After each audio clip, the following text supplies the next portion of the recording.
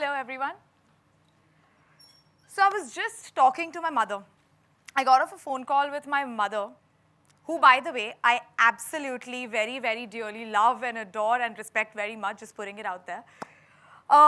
We had one of our million mother-daughter tiffs arguments over something super frivolous.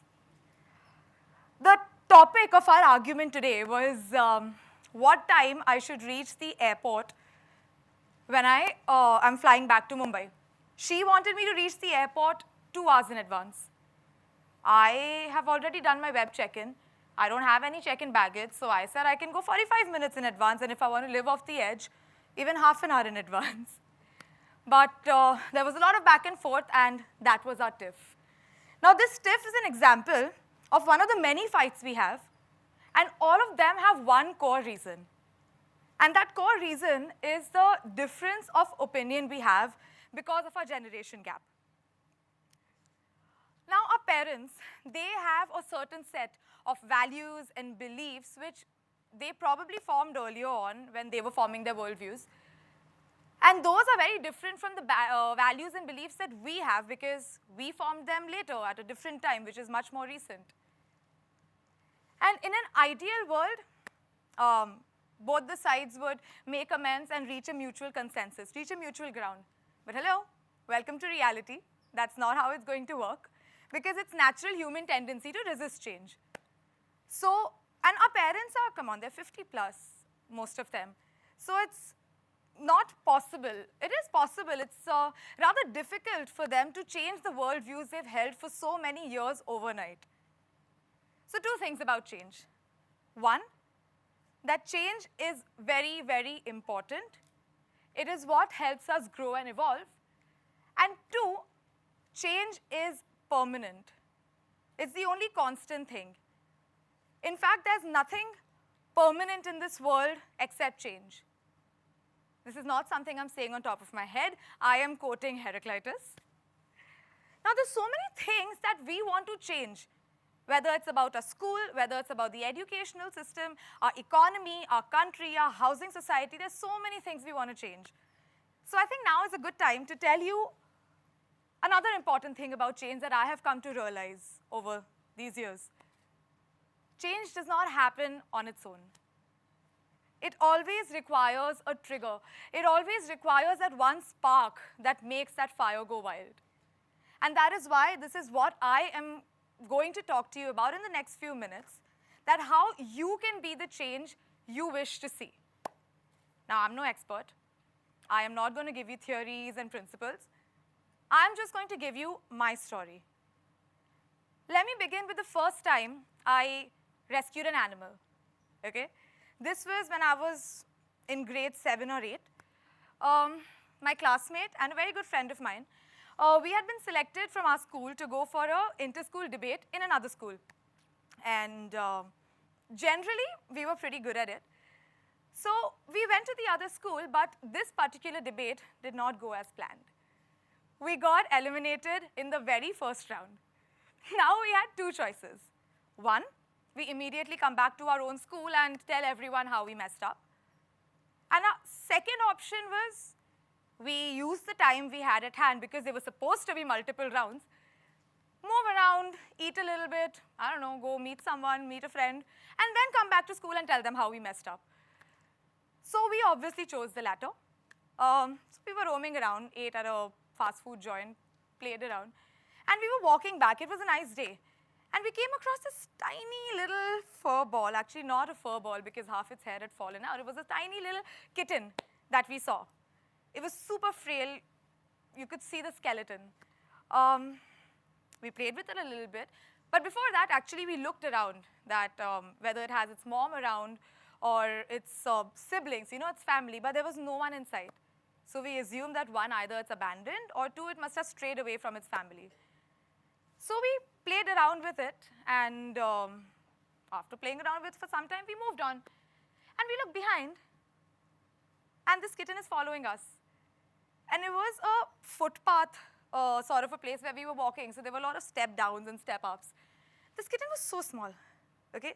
So every time it stepped down, it would tumble, but it would come back up. And it would try, with all its might. It was super frail. It would probably die if it was not tended to within a couple of days. It was that frail. But still, it was using all its strength to follow us around. Now, come on, you can't leave that behind. So we picked up the kitten, put it in my bag, took it to my friend's place to give it some milk. We went back to school. When I came back later that day, I took the kitten to a veterinary doctor, got it on drips, did the treatment, did its vaccination. And then the main fight came where we had to plead and beg my friend's mother to let us keep the kitten in her house because I had a dog at that time. I still do have a dog.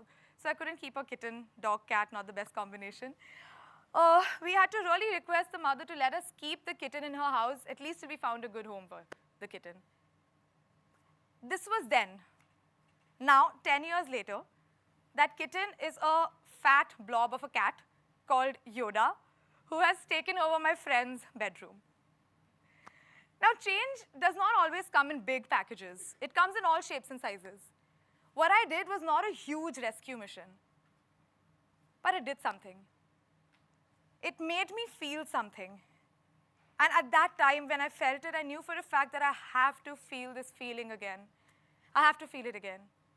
I got curious. So I started learning more about it. So I've always been an animal lover. I have grown up with animals. In fact, my own grandfather is a veterinary doctor when he was serving in the Indian Army. Now he's retired and he practices privately. So I went up to him. I asked him that, tell me about your abandoned cases, and not just dogs or cats, even monkeys, donkeys, horses, mules. I wanted to know about everything. I spoke to him.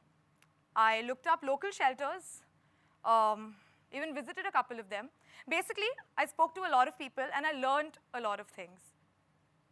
What I learned about also was cruelty towards animals.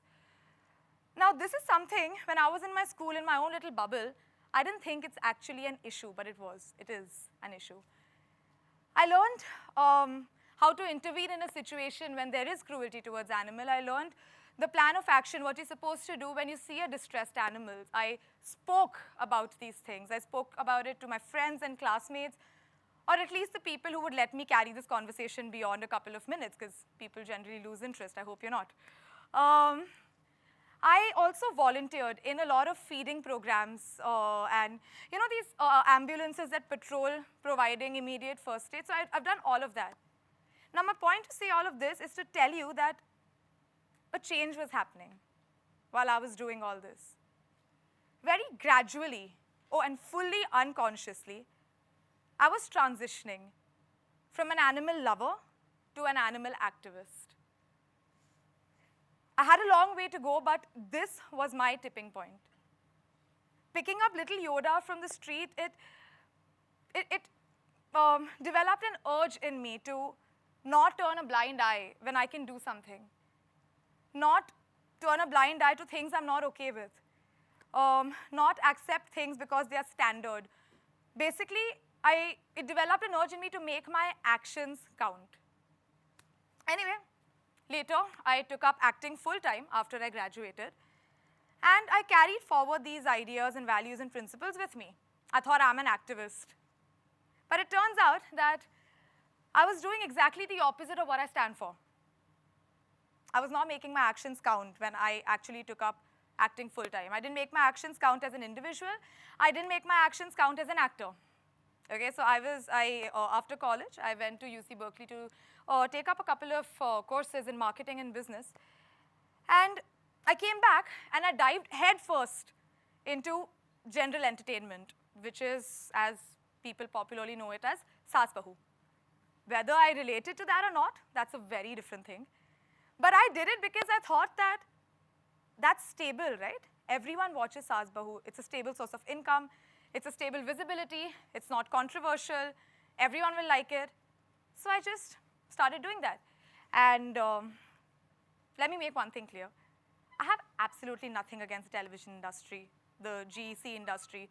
In fact, whatever little, not little, whether it was 3 years, whatever time I gave to it, I learned a lot from it and I got a lot from it, but I was not able to get the roles that I wanted to do. Anyway, one day I got cast for a show, again, for one of the main channels, and it was a main lead. And I was like, chalo, set. Now my next year till the show runs, I am stable, financially, visibility, everything. But then after a couple of days, I receive a call, okay? And the person calls me and tells me, now I'm gonna say this in Hindi because I wanna quote what he said. He calls me and he's like, oh, madam, aap na negative lead kar lo. I was like, why? He's like, madam, aapka look na एकदम Indian नहीं है, आप थोड़ा Chinese type लगते हो. Exactly. और आप ना बहुत लाइक ऐसे आपका ग्लैमर टाइप लुक में जा रहा है, तो पॉजिटिव लीड कभी ग्लैमर नहीं होती, वो लाइक नेगेटिव बन जाओ, आप एकदम फिट बैठोगे.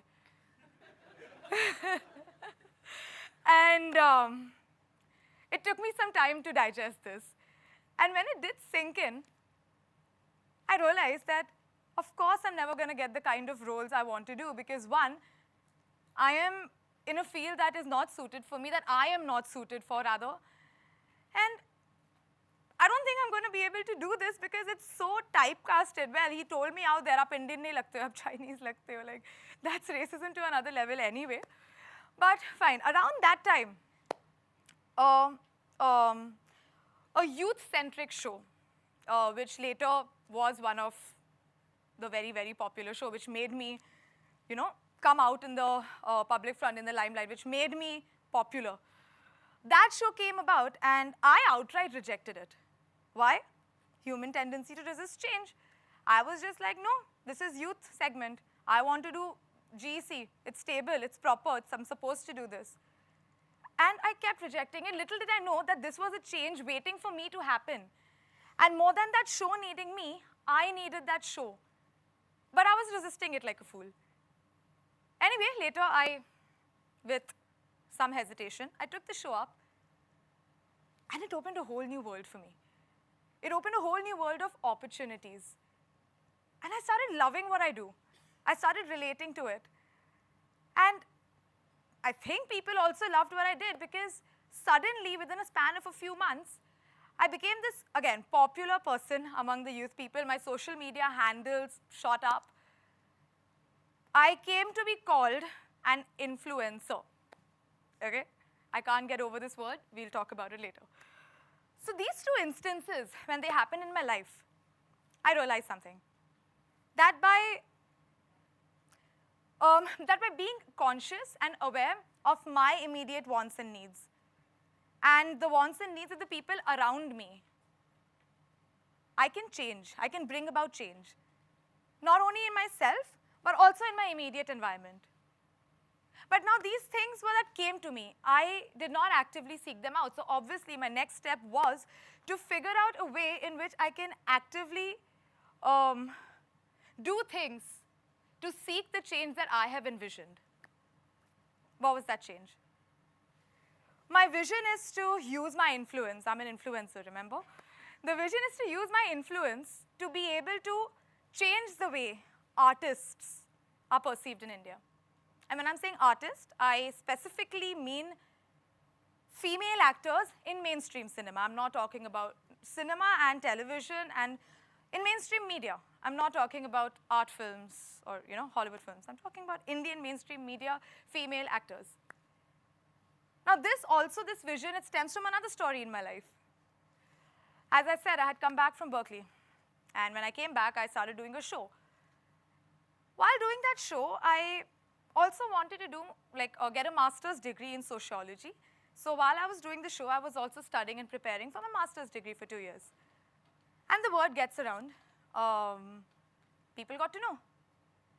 And I think so often, I got asked this one question. Again, I quote, "Actor ही बनना था तो इतना पढ़ाई क्यों की?" And then I saw this. Like there were articles like this, "Meet the overqualified actress." Now, I've never been to film school. I have never taken acting classes, so I knew that's not what they're talking about. They're not talking about my caliber as an actor. What is that? So one question came in my head. Why can't an actor study?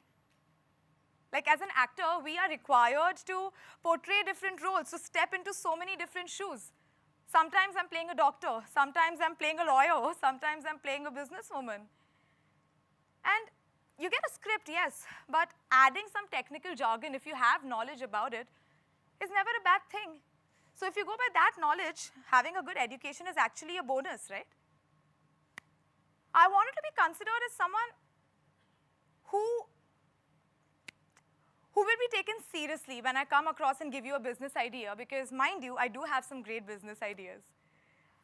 I envision a change, okay? And I will tell you what that change is. I hope that someday we see a day in India when female actors in mainstream media are looked at something beyond a commodity, who is supposed to slap makeup on, wear 6-inch pencil heels, wear a nice dress, be an eye candy, be a visual treat, or be a time pass watch when you're eating food or getting sleep. A day when this whole stereotype, actor types, ceases to exist.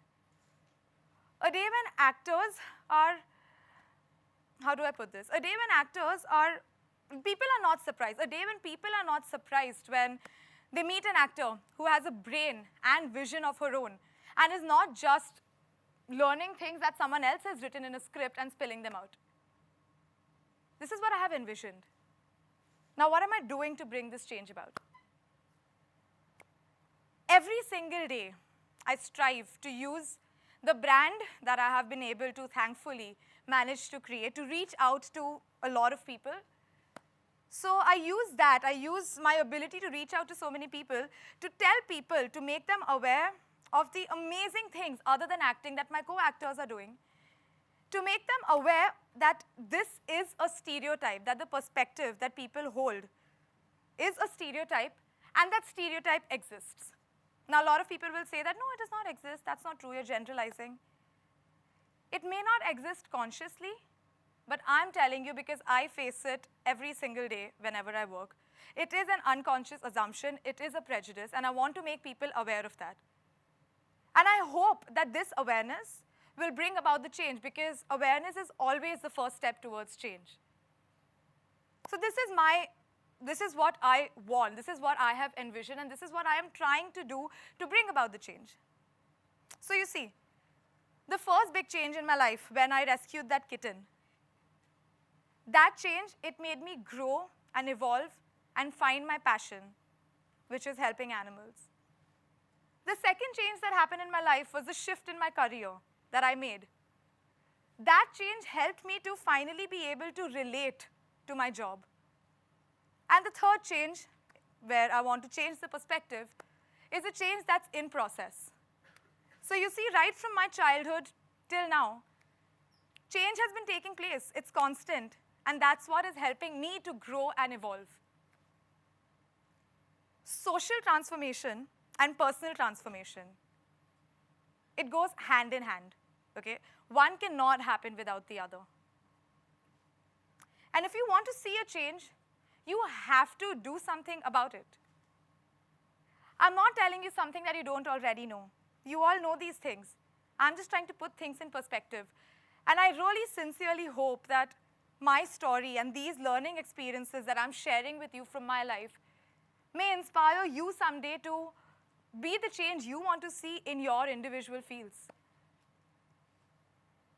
In the next 5 years, what is going to differentiate you from others are the choices you make now, the choices you make today.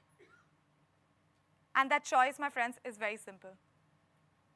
Either you do something or you do nothing. Thank you.